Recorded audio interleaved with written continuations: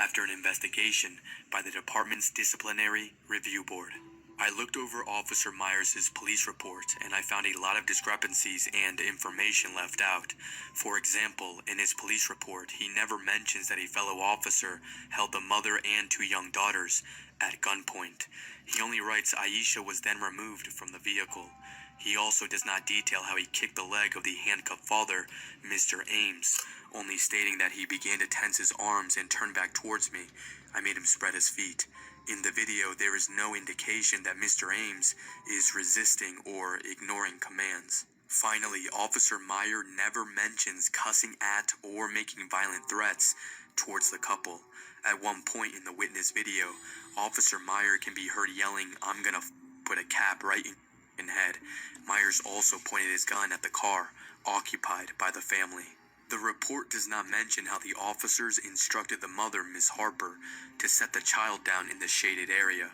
In the video, Miss Harper emotionally tells the officers that the baby could not walk and the ground was too hot to set her down.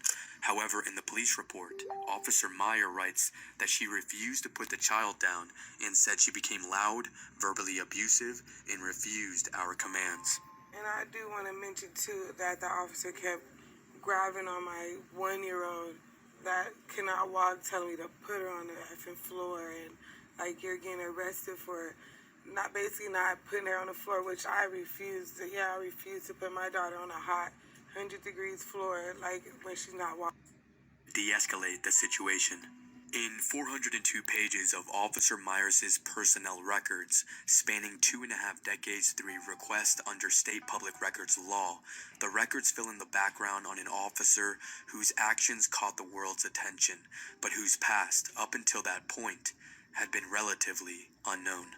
Though Officer Meyer had been with the Phoenix Police Department for over 2 decades, much of that time, particularly in recent years, was spent with the Firearms Training Bureau, meaning for the better part of his career, Officer Meyer was not a patrol officer and instead spent his time teaching new recruits how to handle firearms. After more than 2 years and multiple hearings and appeals, the City of Phoenix Civil Services Board told Officer Christopher Meyer that his 2019 termination had been upheld.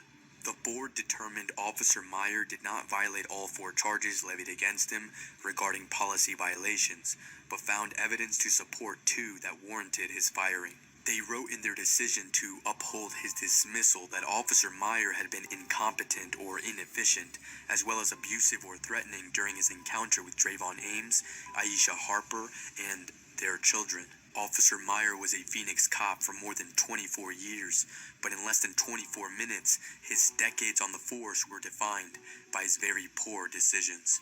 Finally, in 2020, the Phoenix City Council awarded Drayvon Ames and Aisha Harper a $475,000 settlement. With a bullet in the head.